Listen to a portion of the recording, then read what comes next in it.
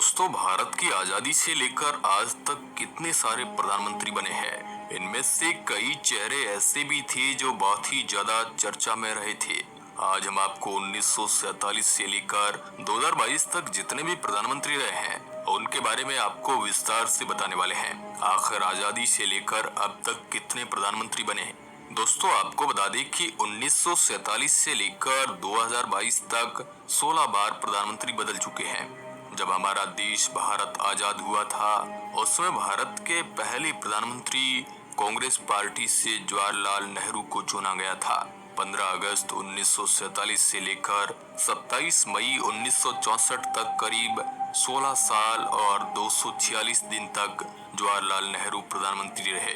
यानी भारत के पहले प्रधानमंत्री जवाहरलाल नेहरू सबसे लंबे समय तक रहने वाले प्रधानमंत्री थे और 1964 में जवाहरलाल नेहरू की मृत्यु हो जाती है। अब इसके बाद प्रधानमंत्री का पद खाली हो जाता है, इसलिए उस पर गुलजारी लाल नंदा को कार्यवाहक बनाया जाता है। उन्होंने 27 मई 1964 को प्रधानमंत्री पद संभाला, जो कि केवल 13 दिन तक ही रहे। इनका कार्यकाल 9 जून 1964 को पूरा हुआ।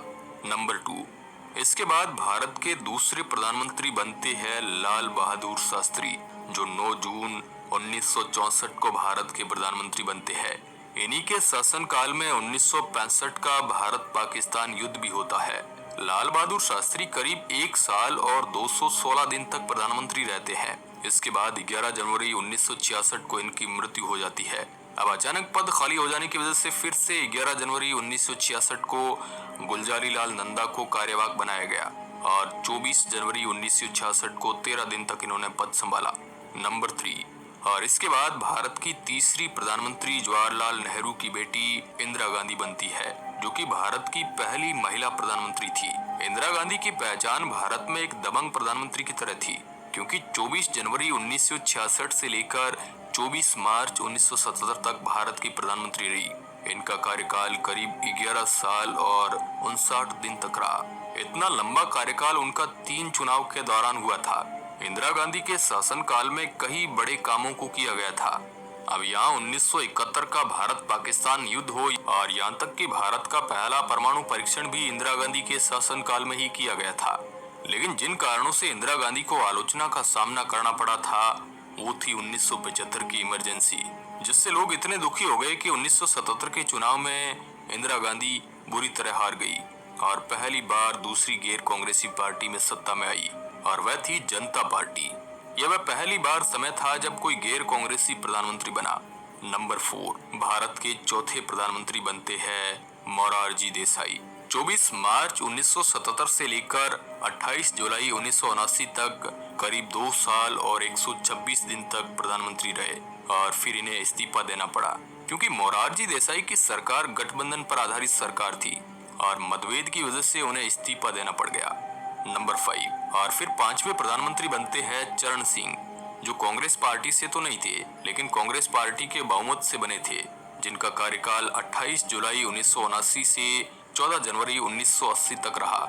यानी करीब 170 दिन तक भारत के प्रधानमंत्री रहे, लेकिन कांग्रेस ने सपोर्ट वापस लेने से इनकी भी सरकार गिर गई। नंबर 6, फिर चुनाव होते हैं और 1980 में कांग्रेस पार्टी पूर्ण बहुमत के साथ सरकार बनाती है और इंदिरा गांधी को फिर से प्रधानमंत्री बनाया जाता है।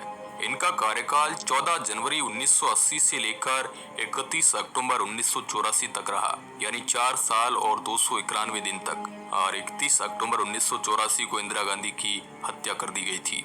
नंबर 7, और फिर इनके बाद 7वें प्रधानमंत्री बनते हैं इनके बेटे राजीव गांधी। राजीव गांधी भारत के सबसे युवा प्रधानमंत्री थे, जो मात्र 40 साल की उम्र में प्रधानमंत्री बन गए थे। इनका कार्यकाल 31 अक्टूबर 1984 से 2 दिसंबर 1979 तक था, यानी करीब 5 साल और 32 दिन। इन 5 साल के कार्यकाल में कई गड़बड़ियों के आरोप के चलते राजीव गांधी की छवि जनता की नजरों में कम हो गई। उस समय राजीव गांधी सरकार की कैबिनेट में मंत्री रहे वीपी सिंह, जो कि राजीव गांधी के आलोचक बन गए, इसलिए उनसे मंत्रालय ले लिया गया था। तो वो यहाँ पर वीपी सिंह कांग्रेस से इस्तीफा दे देते हैं और फिर उन्होंने बाकी विरोधी नेताओं के साथ मिलकर जनता दल बनाया। नंबर 8, और 1990 में चुनाव होते हैं जिसमें जनता दल और भारतीय जनता पार्टी के साथ कई दलों ने मिलकर सरकार बनाई और प्रधानमंत्री बन गए वीपी सिंह, जो कि भारत के 8वें प्रधानमंत्री बने। इनका कार्यकाल 2 दिसंबर 1990 से 10 नवंबर 1990 तक चला, यानी करीब 343 दिन तक ही प्रधानमंत्री रहे। वीपी सिंह द्वारा बनाई गई सरकार में भी ज्यादा एकता नहीं थी और अंदरूनी कलह ज्यादा थी। जब वीपी सिंह ने बीजेपी मेंबर लाल कृष्ण आडवाणी को अरेस्ट करवाने के ऑर्डर दिए, जिस वजह से बीजेपी नाराज हो गई और अपना जो समर्थन था वो वापस ले लिया, जिसकी वजह से वीपी सिंह को प्रधानमंत्री पद से इस्तीफा देना पड़ा। नंबर 9, उस समय गृह मंत्री थे चंद्रशेखर, जिस पिछली सरकार में उनकी पार्टी समाजवादी जनता पार्टी तेजी से ऊपर आ रही थी और चंद्रशेखर के पास 64 सांसद थे। और फिर कांग्रेस के समर्थन के साथ इनकी पार्टी सत्ता में आती है और 10 नवंबर 1990 को चंद्रशेखर भारत के 9वें प्रधानमंत्री बनते हैं और 21 जून 1991 तक भारत के प्रधानमंत्री रहे। एक साल से भी कम समय के अंदर कांग्रेस ने अपना समर्थन वापस ले लिया और इनकी सरकार गिर गई, यानी 223 दिन तक प्रधानमंत्री ये रहे।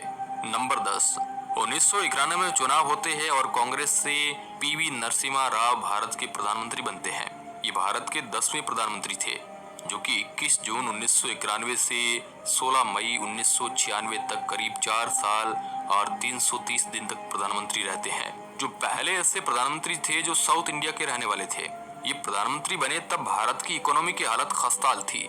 इकोनॉमी की हालत सही करने के लिए इसमें बड़े बदलाव की उस समय जरूरत थी और इस कार्यकाल में वीपी नरसिम्हा राव ने मनमोहन सिंह के साथ मिलकर कई बड़े डिसीजन लिए, जिससे इकोनॉमी में काफी सुधार हुआ।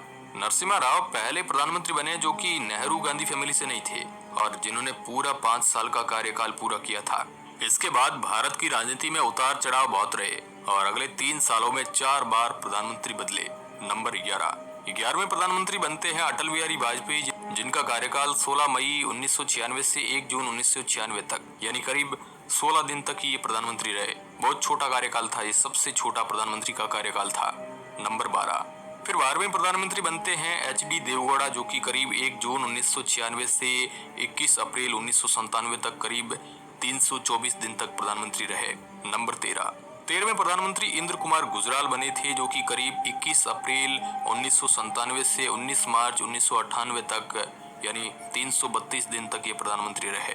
नंबर 14, और फिर आते हैं भाजपा पार्टी से भारत के प्रधानमंत्री अटल बिहारी वाजपेयी, जो कि भारत के 14वें प्रधानमंत्री थे। इनका कार्यकाल 19 मार्च 1998 से 22 मई 2004 तक रहा, यानी करीब 6 साल और 64 दिन तक भारत के प्रधानमंत्री पद पर ये रहे। उन्होंने अपने कार्यकाल में कई मुख्य कदम उठाए, जैसे कि इन्होंने पोखरण में 5 अंडरग्राउंड न्यूक्लियर वेपन टेस्ट करवाए, जिसकी वजह से अमेरिका जैसे ताकतवर देश भारत पर खुश नहीं और उनके भारत के खिलाफ हो गए। इन्होंने भारत पर कई इकोनॉमिक प्रतिबंध लगाने की भी कोशिश की, लेकिन उस समय भारत के साथ फ्रांस, रूस और कई ऐसी कंट्रियों का सपोर्ट था, जिसकी वजह से अमेरिका के इन प्रतिबंधों का ज्यादा फर्क नहीं पड़ा और उस समय अटल बिहारी वाजपेयी के इस फैसले की काफी प्रशंसा भी हुई। नंबर 15, और फिर 2004 में कांग्रेस पार्टी की सरकार आती है वापस और भारत के प्रधानमंत्री बनते हैं मनमोहन सिंह, जो कि 15वें प्रधानमंत्री थे। और 2009 में भी चुनाव होते हैं, उसमें भी कांग्रेस पार्टी की जीत के बाद मनमोहन सिंह फिर से प्रधानमंत्री बन जाते हैं। नंबर 16, फिर आता है समय 2014 का और कुछ ऐसा होता है जिसके बारे में किसी ने सोचा भी नहीं था। इस समय भाजपा पूर्ण बहुमत के साथ सरकार बनाती है और प्रधानमंत्री बनते हैं श्री श्री श्री नरेंद्र मोदी, जो एक तरह से देखा जाए तो भारत के 16 नंबर के प्रधानमंत्री है। और फिर आपको पता ही है कि 2019 के चुनाव होता है, उसमें भी नरेंद्र मोदी की जीत होती है। तो कुछ इस तरह भारतीय राजनीति में प्रधानमंत्री बदले।